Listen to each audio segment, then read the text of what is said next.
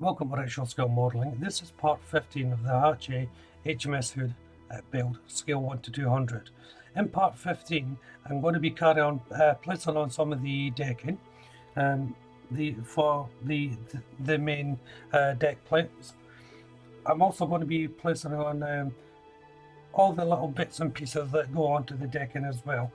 Now, I should say, I've again done this slightly out of order and chopped and changed it. What I've done is I went away and prepped loads of issues, then came back to place them on. So I'll try and get them in order, but I may jumble them up slightly. But saying that, all the processes doing this is very similar. So I'll just quickly go through them and show you bits and pieces of them going on. So let's jump into this and see how we get on. So as you can see, I'm starting off with issue 95, and that's the deck plates in place here. It's a fairly simple process of cutting them out and placing them on. But before I jump into that, there's just a little bit of photo etch parts having to go on the side here. These are porthole covers or something like that. There's about 4 of them that have to go on. And I've decided to cut out all the deck plating for dry fitting before I actually attach them. So I'm just quickly going through the instruction sheet. You can see how it's meant to all go on. So after cutting them out, I'm just dry fitting them all to make sure they all fit. There's a slight overhang on the edges, but that's going to be easily trimmed up once it's all on.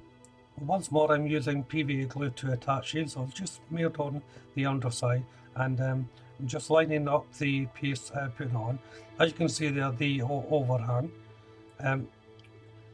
It's a good idea if you're ever doing these sort of decking parts, get them in position as quick as possible. But if you use PVA glue, you'll be able to slide the other parts in as well to get a decent fit.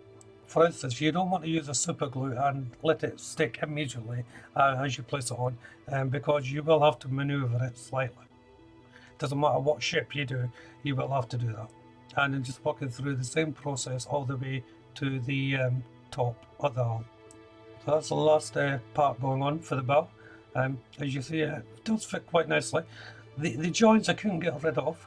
No matter how I tried, there's always going to be that line there, unfortunately. I'm placing on the anchor chain mounts podiums here. Again, they're just little pieces from the decking sheet that just get cemented right on directly onto it.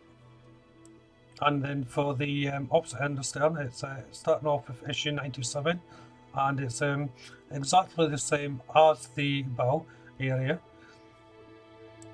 This time I'm starting at the end of it, and instead of where the tower is going to be, and the main one of the guns. The reason for that is, after having a look at it, the instructions require the end part to be cut, or if it was doing a radio controlled unit, the larger part in the middle would just lift up, and you would be able to put the decking in. But I'm not having a radio controlled unit in it, so it's all sealed up, so I have to cut around the area. First of all, I have to measure my center point area in order for me to cut out the other part of the decking. So if you're ever doing this, do the old rule, measure twice, cut once. But it is a fairly simple process once you can get your head around what way the plate is going to be facing. And once it was all cut out, it's just a simple case of lining it up to the part already in place. For the triangular part, I'm just using a piece of paper here to act as a template, so that I know exactly how much to cut.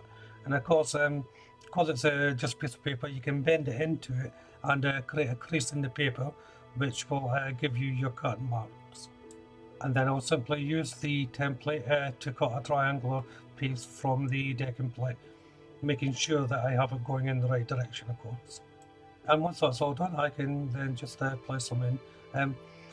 It's a little bit long and boring because the unit's sealed up, but it worked out okay.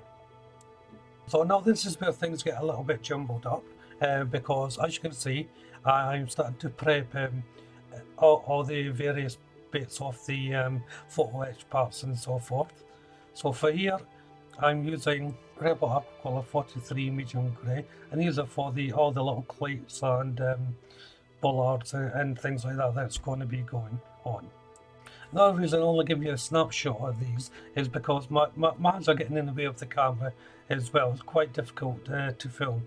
But each one goes on a similar way with a little bit of PVA glue onto its location. As you can see on the deck there's areas marked out which each individual piece goes.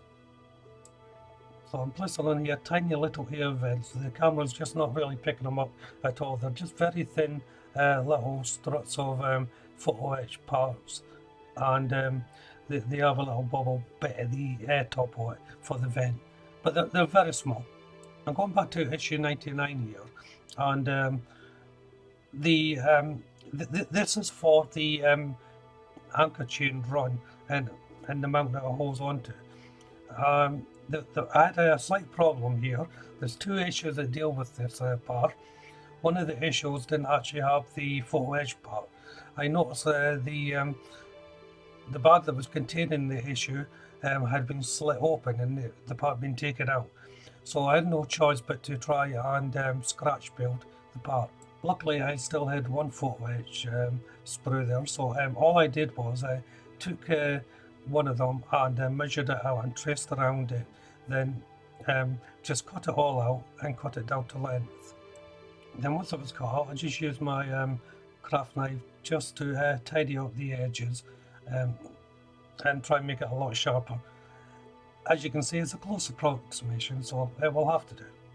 And once I was happy about it, I was just painting it 43 medium grey by Rebel Aquacolor. And once it was all dry, it was time to place on. As you can see there on the deck, the location areas. This is the one I cut out. So it fit okay, and it looks all right. So I'm going to be closing part 15 here, but there's lots more decking to do, but I'll cover that in part 16. So if you haven't done so already, why don't you check out the channel for my other builds, or indeed the ones for this project. If you subscribe to the channel, you'll be notified of all the updates, including for this build. Hit that like button, and of course leave a comment.